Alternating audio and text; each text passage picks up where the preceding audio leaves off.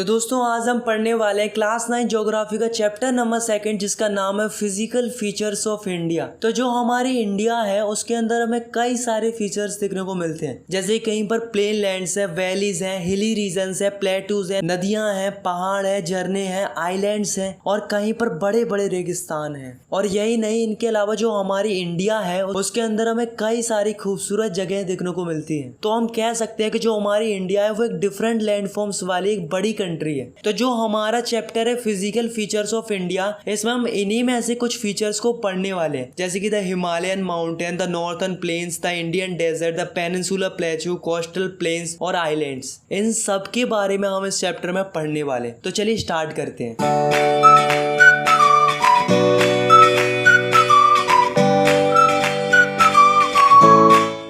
तो हमारे चैप्टर की शुरुआत होती है द हिमालयन माउंटेन से। तो जो हिमालयन माउंटेन्स है वो यांग एंड स्ट्रक्चरली फोल्ड माउंटेन्स है। यांग इसलिए है क्योंकि ये अदर माउंटेन्स के कंपैरिजन में जल्दी फॉर्म हुए हैं, और स्ट्रक्चरली फोल्ड इसलिए है क्योंकि ये टेक्टोनिक प्लेट्स के टकराने के कारण बने थे। अगर हम इंडिया में देखें तो ये यहाँ से लेकर यहाँ तक हिमालयन माउंटेन्स फैले हुए हैं। इनके बेस्ट से एक रिवर निकलती है जिसका नाम है इंडस रिवर। तो ये वाली जो रिवर है जो आप देख रहे हो वही कौन सी रिवर है? Indus river. और इनके ईस्ट की तरफ से एक और रिवर निकलती है जिसका नाम है ब्रह्मपुत्र। तो ये जो हिमालयन माउंटेन्स है वो काफी बड़े बड़े हैं और इंडिया के अंदर काफी लंबे लंबे इलाके तक फैले हुए हैं। मतलब यार आप खुद ही देखो, यहाँ से लेकर यहाँ तक की जो लंबाई है वो है 2400 किलोमीटर्स। तो यार आप इससे अंदाजा लगा सकते हो कि यार इंडिया कितना लंबा पोर्शन हिमालयन माउंटेन ने कवर करके रखा है। अब यहाँ पर जो माउंटेन्स है वो काफी ज्यादा है और इधर आते आते माउंटेन्स कम होते जाते हैं। मतलब कश्मीर की तरफ इनकी ब्रेड है 400 किलोमीटर, वहीं दूसरी ओर अरुणाचल प्रदेश की तरफ इनकी ब्रेड तो हो जाती है 150 किलोमीटर। तो इससे हमें क्या पता चलता है कि इधर के कंपैरिजन में इधर ज्यादा माउंटेन्स है। तो जो हिमालयन माउंटेन्स है वो 3 पैरेलल रेंजेस में बटे हुए हैं। तो जो ऊपर वाली रेंज होती है उसे हम बोलते हैं हिमाद्री और इसको बोलते हैं हिमाचल, और जो सबसे नीचे होती है उसे हम बोलते हैं शिवालिक। तो सबसे पहले हम बात करते हैं की। तो इस रेंज के अंदर जो माउंटेन्स आते हैं वो काफी बड़े बड़े होते हैं। इनकी एवरेज हाइट 6000 मीटर्स के अराउंड होती है, इसलिए इन्हें ग्रेटर और इनर हिमालय भी कहते हैं। ये पूरे साल बर्फ से ढके हुए होते हैं और ये जो माउंटेन्स है वो ग्रेनाइट के बने हुए होते हैं। अब थोड़ा नीचे आते हैं और बात करते हैं हिमाचल की। तो ये वाले जो माउंटेन्स होते हैं वो हिमाद्री रेंज से नीचे आते हैं। इन्हें लेजर हिमालयास भी कहा जाता है। इनकी एवरेज हाइट 3700 मीटर से लेकर 4500 मीटर्स के अराउंड होती है। अब बात करते हैं शिवालिक्स की। तो इनकी जो हाइट होती है वो 900 से 1100 मीटर के अराउंड रहती है। और दोस्तों खास बात तो ये है कि जो शिवालिक रेंज के जो माउंटेन्स होते हैं वो एलुवियम सॉइल के बने हुए होते हैं, यानी कि मिट्टी के बने हुए होते हैं। अब ये जो हमारे हिमालयन माउंटेन्स है इनको एक और तरीके से बांटा जा सकता है, वो है एरिया वाइज। तो जो इंडस रिवर है और ये जो सतलुज रिवर है, इन दोनों के बीच में जो माउंटेन्स वाला एरिया है उसे हम बोलते हैं पंजाब हिमालयस। और सतलुज रिवर और काली रिवर के जो बीच वाला एरिया है उसे हम कुमाऊं हिमालय बोलते हैं। ऐसे ही काली रिवर और तीस्ता रिवर के बीच वाला जो एरिया है उसे हम बोलते हैं नेपाल हिमालयस। और जो तीस्ता और दिहांग रिवर के जो बीच वाला एरिया है उसको हम बोलते हैं असम हिमालयस। अब यार आप यहाँ पर देखो, तो ये जो हमारे हिमालय माउंटेन्स है वो यहाँ से लेकर यहाँ तक लगभग स्ट्रेट लाइन में, पर ईस्ट में आते आते ये अचानक बैंड हो जाते हैं और वहां पर एक बाउंड्री बनाते हैं। तो ये वाले जो माउंटेन्स होते हैं तो इनको ही हम क्या बोलते हैं? पूर्वांचल बोलते हैं। और यहीं पर पटका हिल्स, नागा हिल्स और मिजो हिल्स, ये सब यहाँ पर प्रेजेंट है। द नॉर्थर्न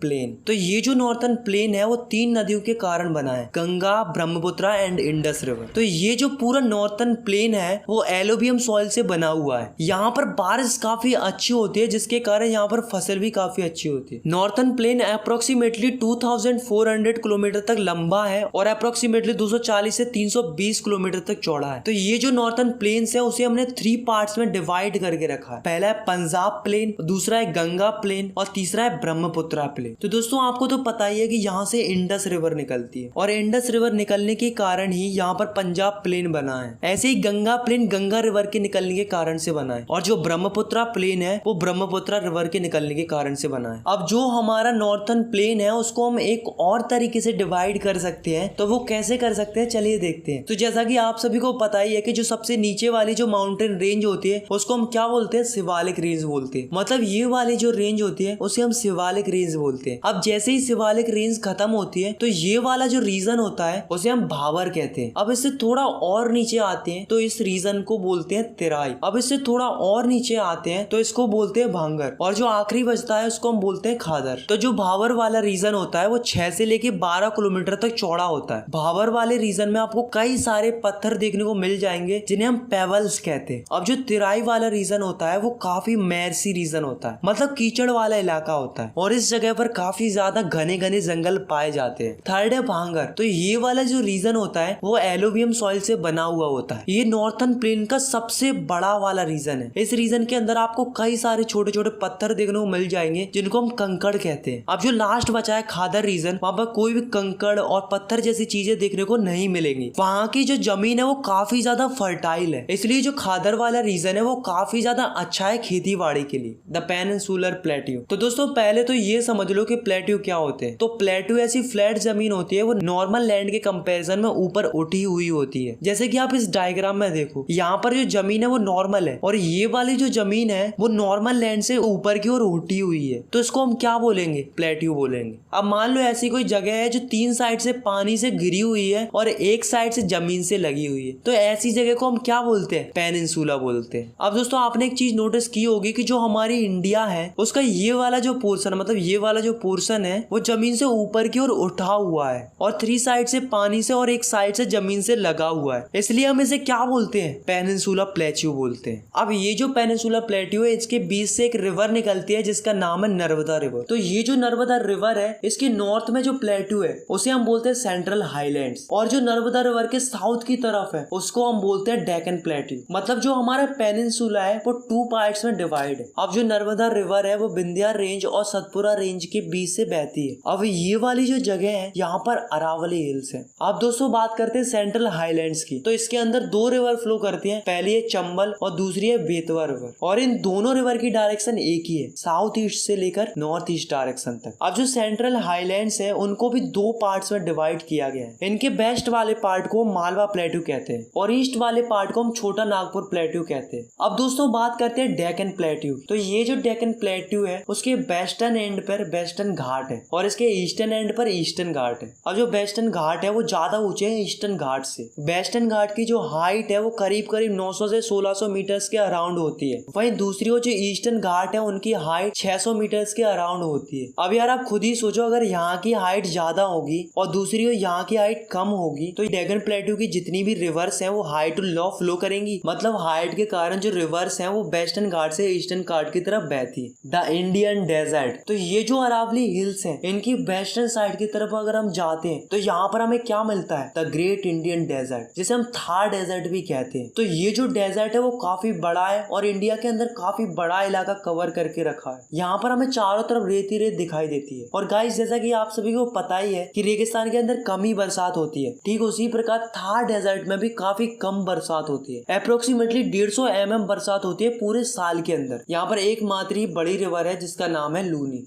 अब दोस्तों बात करते हैं कोस्टल प्लेन्स की। तो ये जो कोस्टल प्लेन्स हैं वो अरेबियन सी से बे ऑफ बंगाल तक है। तो जो कोस्टल प्लेन्स वेस्ट की तरफ है तो उन्हें हम क्या बोलते हैं, वेस्टर्न कोस्ट बोलते हैं, और जो ईस्ट की तरफ है उन्हें हम क्या बोलते हैं, ईस्टर्न कोस्ट बोलते हैं। अब ये वाली जो ईस्टर्न कोस्ट है वो ज्यादा वाइड है as compare to western coast की, क्योंकि ज्यादातर रिवर ईस्टर्न कोस्ट की तरफ ड्रेन होती है। अब जो वेस्टर्न कोस्ट है उसे 3 हिस्सों में बांटा गया है। पहला है कोंकण कोस्ट और दूसरा है कन्नड़ प्लेन और तीसरा है मालाबार कोस्ट। सिमिलरली जो ईस्टर्न कोस्ट है उसे भी 2 हिस्सों में बांटा गया है। तो जो नॉर्थ की तरफ है उसे हम नॉर्थर्न सरकार कहते हैं और जो साउथ की तरफ है उसे हम कोरोमंडल कोस्ट कहते हैं। अब जो लास्ट है वो है द आइलैंड।